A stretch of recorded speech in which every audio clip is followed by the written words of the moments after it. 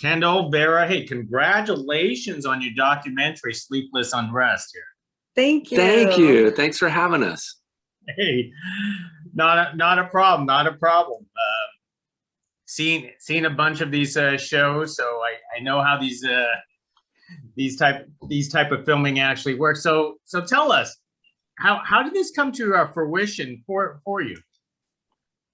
Yeah, so Vera and I, it was during the pandemic and everything, production was completely down, and we had just finished our documentary, The House in Between, and Vera and I were looking for our next story, and we got a call from some of our really great friends, Brian Murray and Rochelle Stratton, about wanting us to come hang out with them at the Conjuring home. And that's my favorite movie. Vera was excited. She's like, we need to do this. I mean, she's like, let's go now, and I so wanted to film and we were invited to investigate for fun, like just to go be with our friends and experience this famous location. But I told Kendall, I want to film, and then we need to film. And he's like, all right, let's do it.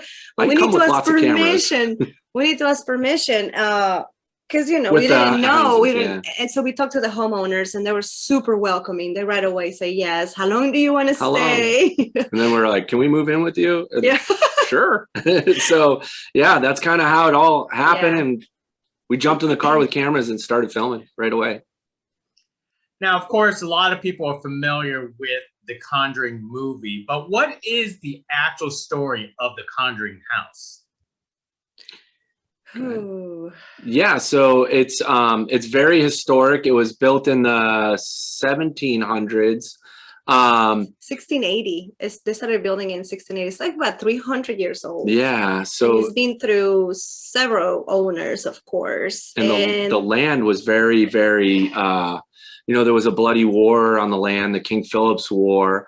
But then it's gone through many owners, and then the Perrin family had bought it, and that's where in the 70s, and that's where the Conjuring movies took on the Warren story and everything, and the seance gone wrong.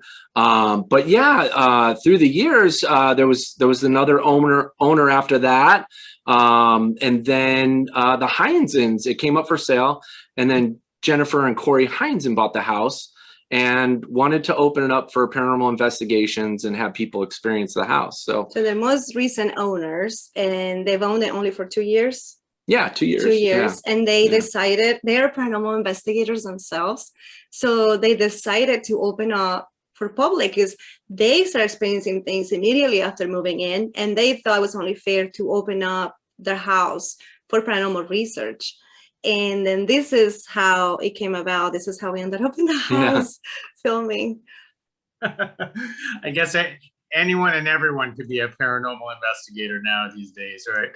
It's true. Yeah, it's true. Yeah. There's really no school for it. All is required for this is a lot of passion. And of course, there's ones that have done it for several years, and there's people that truly do call themselves experts because they've done it for so many years, longer than anyone, and they know the techniques and gear and what works and what doesn't work, what's real, what's not real. I mean, 90% of encounters are explainable. 90% of experiences are explainable. There's a lot of personal experiences that have nothing to do with the paranormal. There's only that little 10%, a little tiny bit of things that you're able to capture that you can explain. And even then you can say, oh, that's a ghost, or that's a monster, or that's an interdimensional being. You don't know. All you know is that it's there yet. Yeah, unfortunately. We want equipment, we want toys, we want science to, create something for us to go take out there, to our investigations. But unfortunately, there's not enough other than what you just recently came across, a camera that has been pretty fascinating. Yeah, the photon camera. Yeah, that you saw on the movie. But even then, we can't say what it is. We can't, other than it's unexplainable and sometimes very scary. So with with Kendall has what, over 500? Yes. Yeah. Do you consider fearless?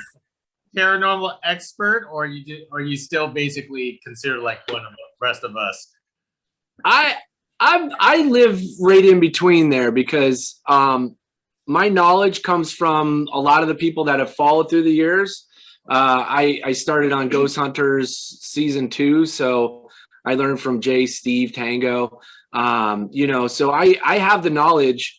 But for me, I just have been the cameraman for so long that I haven't actually gotten to jump in on some of this investigation stuff because I'm filming. So it's been a lot of learning and a lot of fun and a lot of it's just a whole different ballgame when you're staying at the location. That's what this is different. The many locations that I've done, we've just been there for limited amount of time 1 or 2 nights due to the schedules and whatnot. And this I've never done anything where I move into a place and I'm working and investigating and I'm with her and we're together and I got to protect her because it's like it's a lot. Like it became very difficult. But to answer your question, he's humble. I think he knows more than he gives credit to himself. And he's an expert on cameras. He can tell right away, no, that's a lie. No, that's a bug. No, that's dust.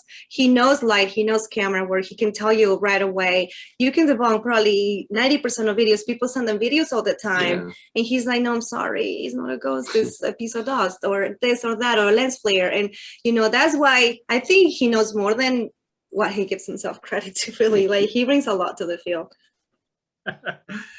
2 weeks is a long time at the house, and not to mention this is an edited 90-minute movie. How much strange occurrences did actually happen? Was it a slow buildup, or did it all happen in one night? How did this work? It was a slow build. It was a slow build, yeah.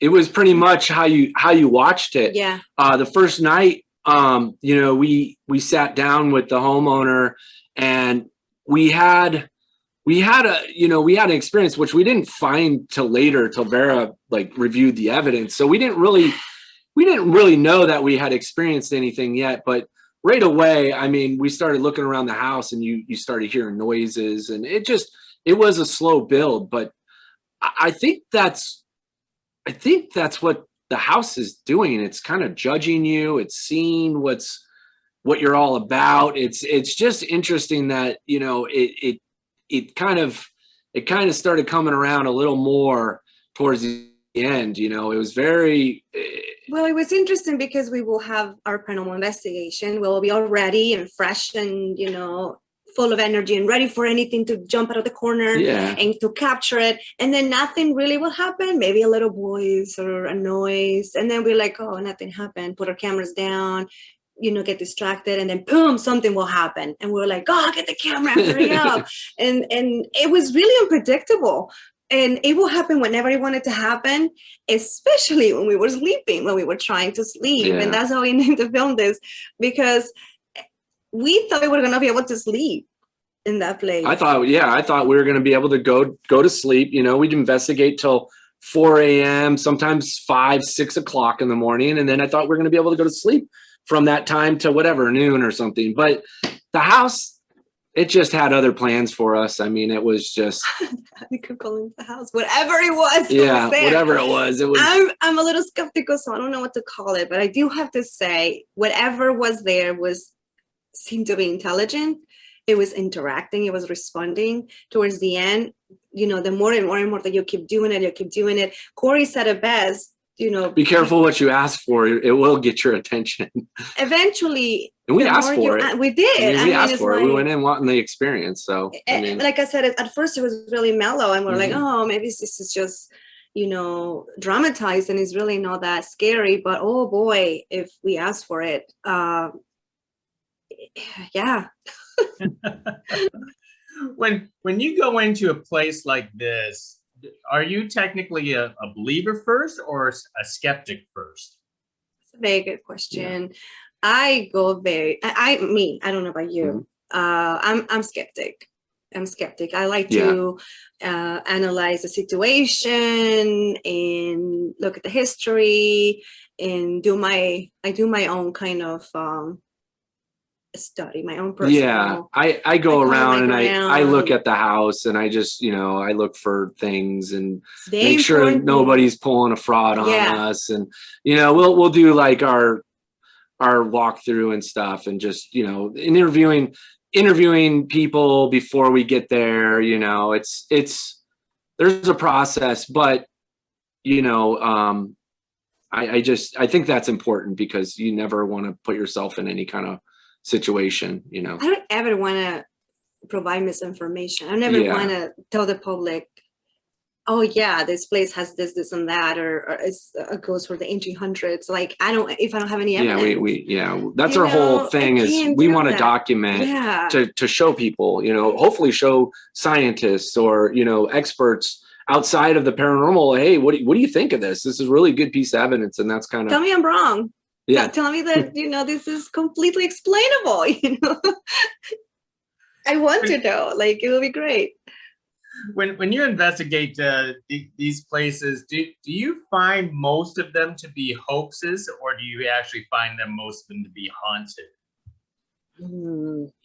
We in my many locations, we've run into a few places that never made any light of day because the investigators that I'm with and our productions are very, very sensitive about that. So we don't give the light to hoaxers, and it's got to go through many, many filters and whatnot to actually get to where it gets. But I haven't run into that because of that vetting process. Yeah. Now, quite honestly, because of the fact that you're staying, at one of the most haunted places, here in the country or perhaps in the world, were you ever scared for your own lives? Like you were ready just to like pack up your bags and bail or leave your cameras behind? He will never do that. I would never. He's fearless. I'm ready. Let's do it. He was born with that fear, this man. I'm cautious. I'm like, Kendall, no, what are you doing? Like, seriously, yeah, I'm very protective. Yeah, Mama Bear. I take care of everybody. Not really. I'm not scared because I wouldn't be doing this if I was scared, but I'm cautious. More like I want everybody to be safe. You definitely don't know what you're messing with. So you got to be careful when, like this particular case, it was very interactive and you got to question what is interacting with us and what their intentions are. So it's very, To answer your question, yes, one time. I did. One time. Okay, so we're filming all day. We're done filming. Everybody's in the rooms. I'm in the most haunted room of the whole house. I'm supposed to sleep there. So we have DVR cameras, everything. So I have to hide behind this closet door to put my pajamas on. And Kendall's like, kind of there just talking to me. And something happened that I just took off running. I wasn't expecting it. And I was telling you, it feels cold here. It feels really cold. And I started getting nervous because I felt like I was being watched as I was getting changed. So then something happened that scared me really bad. Kendall, he's like, wow, he was so excited about it. He didn't even care. Like, I just took off and I just went straight to Rochelle's bed. I skipped all the boys. I jumped over one of them and I just went to Rochelle because I don't know why. She's so level-headed and so calm. We slept with GoPros so we could, in case that happened. We gave everybody GoPros, which sometimes they wouldn't even use them because they were so scared. They were just like cover themselves, with a blanket and just kind of like, and the GoPros right here, be like, film, you gotta film this. It was challenging, but yes, to answer your question, yes, that one time I almost did. Yeah, you did run fast. I did run fast and I wanted to leave, but I'm so grateful that I have such a supportive team of good friends that made me feel safe, and we just kept going. That is terrific. So what's up next for more paranormal investigations for both of you? Yes. Yeah. It's full time for us now. Yeah, we have a case in Georgia that we're looking at right now. That's very interesting. It